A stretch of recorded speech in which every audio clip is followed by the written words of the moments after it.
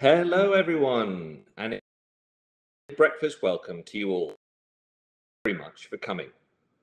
Before I introduce you to today's freshly juiced speaker, Paul Spiers, who will be discussing his zest for ensuring creativity within business is recognized and embraced, there are just a couple of announcements. Firstly, remember that the networking will continue on straight after the freshly juiced presentation. So just wait a moment after it ends and you will find yourself back on the floor to keep on chatting and meeting new contacts. Now, I ask you to charge your mug and welcome this week's freshly juiced speaker, Paul Spiers, who will join me now. I have known Paul for many years, and not only does he have a true love and passion for our industry, he is a visionary when it comes to assisting businesses to realize their. So I'm just going to get rid of this third screen, Paul. Welcome to the floor plan. Thank you, Brendan. Thank you very much. Great. So Paul, without further ado, over to you. Okay, I'll bring up the presentation. Good morning and welcome. I'm Paul. I'm founder of the new P&L Brand Purpose Institute and host of the new P&L Principles in Leadership and Business podcast series. Today we're discussing why creativity in business needs a rebrand. Just a quick overview of the Brand Purpose Institute and the podcast series first. We're a brand strategy and business strategy institute. We work with leaders and executives and management and employees, delivering a range of creativity workshops, leadership workshops, and working to assist businesses to bring their principles and purpose further into line, into the heart of the business, so they can deliver a business that's more successful commercially, operationally, and strategically. So creativity has a confused reputation in business. And it's confused because I think it's seen as a business critical asset. Everyone wants it, but it's also largely confined to the marketing departments, often design departments, and it's quite ambiguous as a concept as well. So the next 15 minutes won't do the concept justice, if you like, because it's a big topic to discuss. But I hope it'll start to encourage you to think differently about creativity as a business asset and to look at the way it is redefined and utilized in your business. Because we think that creativity should be the heart of every business, at the heart of its culture, at the heart of its strategic decision-making, and at the heart of its operation. So it's a critical and essential component of a company's success. If you look at a number of reports right around the world and a quick type into Google, creativity as a business asset or in business, and it'll throw you up hundreds of reports. These are 4 of them. You look at a survey of IBM, 1,500 chief executives. Creativity cited as the #1 factor for the future of business. The World Economic Forum, surveys by Forrester's, surveys by Adobe. All of these say the same thing, that creativity is essential to the future success of business. So if it's so desired in business, why is it not always found? Or why is it not always seen or embraced outside the traditional realms of creativity, marketing, design, and so on? It's often because it's far too often confined or undefined or misaligned. So when you're in business, it's, as I said earlier, it's confined to the marketing department, or it's undefined. People can't really get a handle on what creative or creative thinking is in business. And we're not really sure how to use it in a broader business context or what it can be used for. So this confinement or something that is ill-defined or is misunderstood leads to creative ambiguity, and it leads to distrust ultimately for creativity as a business critical asset. So what happens then is leaders and CEOs and business owners use this phrase, creativity is for that lot over there in marketing. It's seen as brainstorms that go nowhere, concepts that don't seem to have any tangible value or novelty value at best. And to be frank, in the minds of many managers and many leaders and many employees, it often seems to create, in a business context, more problems than solutions. So it's usually summed up with this phrase, creativity's for that lot over in marketing. So what we want to do with creative thinking and what we need to do, perhaps now more than ever coming out of the pandemic, is move creativity in business and creative thinking from from ambiguity to an asset in business. And we think that needs to happen because it is so critical for our business's future. The way we join dots differently, the way we think about our business differently, the way we build a business differently. And often it's the essence of what our business is, because I think if we don't have creative thinking at the heart of our business, we can't redefine and realign what our business is, and we can't allow our business to grow.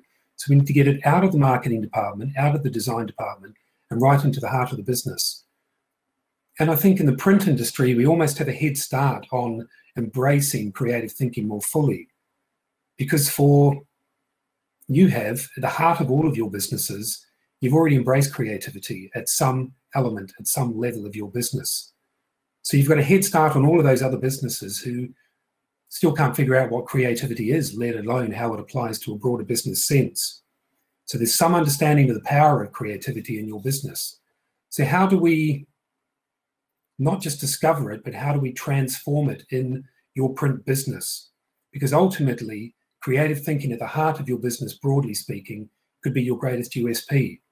Because no other business has your management team, no other business has your employees, and no other business has that unique combination as a result of lived experiences, perspectives, creative thinking, and opinions that when blended together can give you a completely new perspective and unique perspective on how you can deliver your business and what you need to do with your business to make it more successful in the future.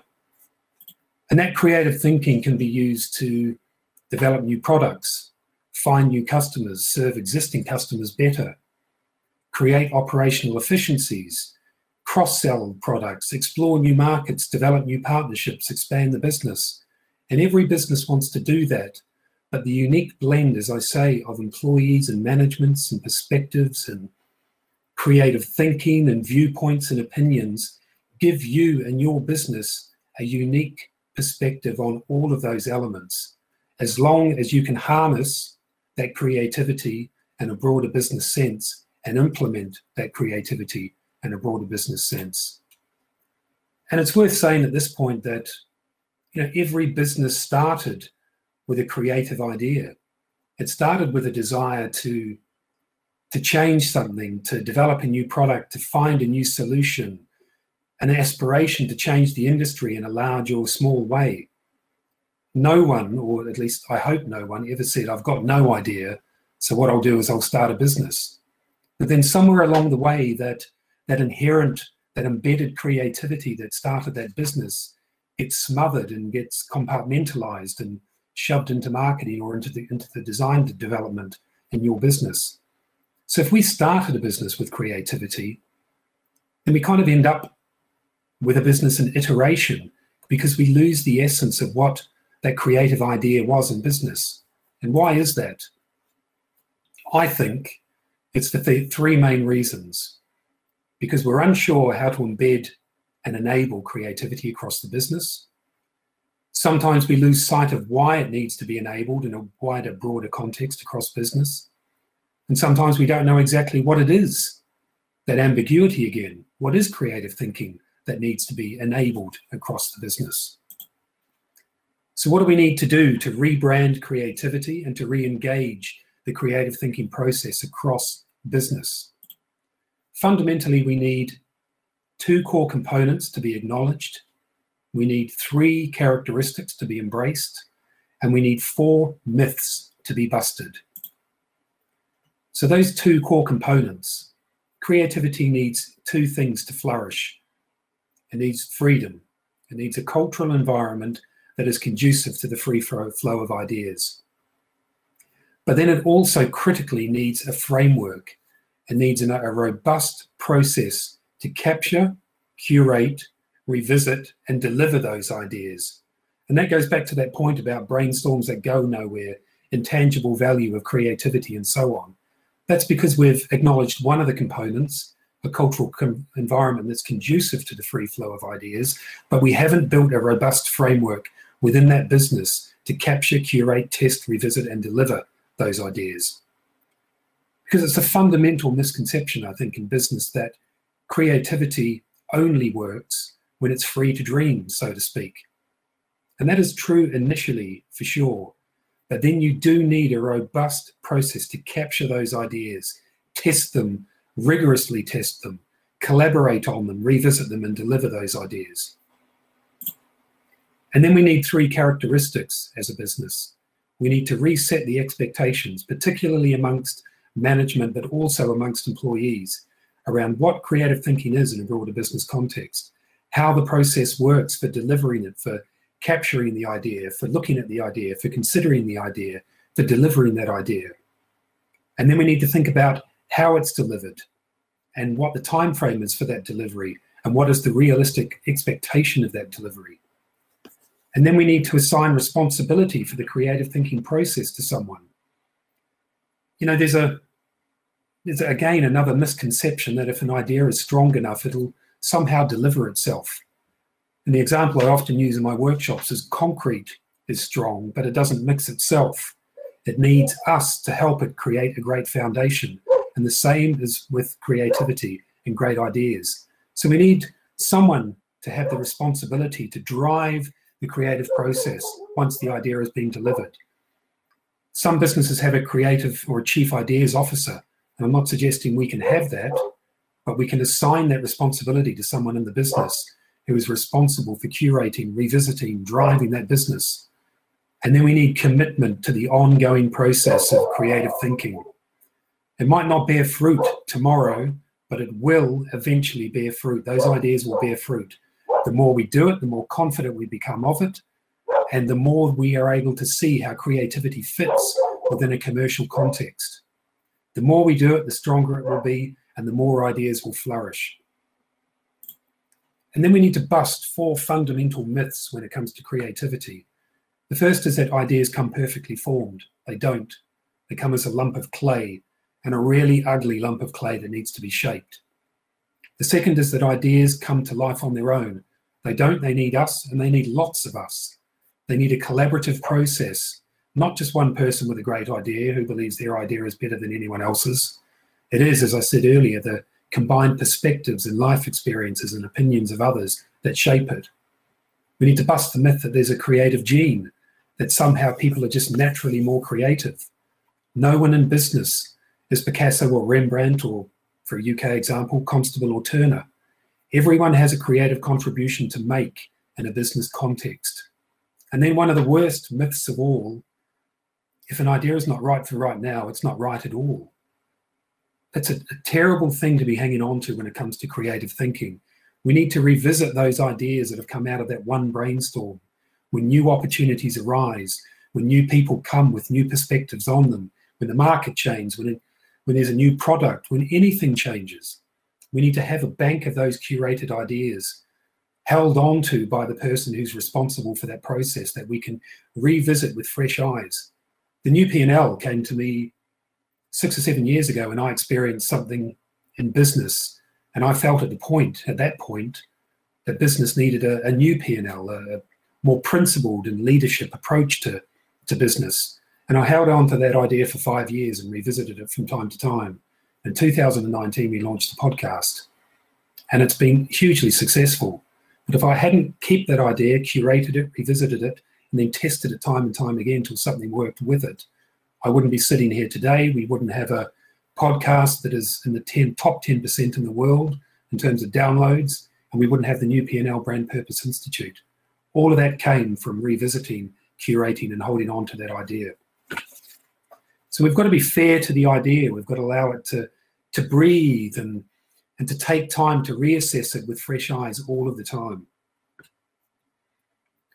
At the new P&L, we've got one of our methodologies of the mantra principle. And it's an acronym that looks at how we weave strategy and purpose and back into the business. And the N in that acronym stands for Nation of Creatives. And that is because we believe there is a nation of creatives in every business, and right across that business, waiting for the opportunity, waiting for the permission, waiting for the chance to demonstrate their creative thinking and their creativity in business to the benefit of you and your business operationally, strategically, and commercially. But we have to find a way, and we have to find a process, and we have to find a a cultural environment that allows them to express that creativity to mutual benefit. And all we need to do, all in inverted commas, we need to do is just redefine what we think as leaders and management teams and employees, what creativity is in a business and what creativity can offer us in a business. And then we need to deliver the freedom for that idea, to develop that idea, to express that idea, to collaborate on that idea, to shape and mold and free that idea. And then we need the framework to enable it to flourish, to get it from ideation, from the concept to creation to delivery. And the more ideas we deliver on and the more we build that framework, the more people will believe that creative thinking and creativity has so many more advantages to business than just marketing or just design. So we need to redefine what creativity is, and then we need to deliver the freedom and a framework to allow it to flourish. That's it. I hope you got something out of that. If you want to connect with us, principlesandleadership.com, or you can go and see the new P&L or listen to the new P&L Principles and Leadership in Business podcast on all of the major streaming platforms, or connect with us on LinkedIn, Principles and Leadership. Thank you very much. Wonderful. Wonderful. Thank you very much, Paul, for those valuable insights and for your ongoing support of the IPA. You really have been a true friend to us over the years, and especially in my career, Paul has been a fantastic and steered me straight more than once. So thank you very much for the opportunity. Cheers, Brendan. So if you have any questions for Paul, you can join him back on the floor in just a moment for more networking, and find out more via his banner in the sizzling sausages section. So otherwise, thanks very much all, and I will see you back on the floor for more networking in just a moment.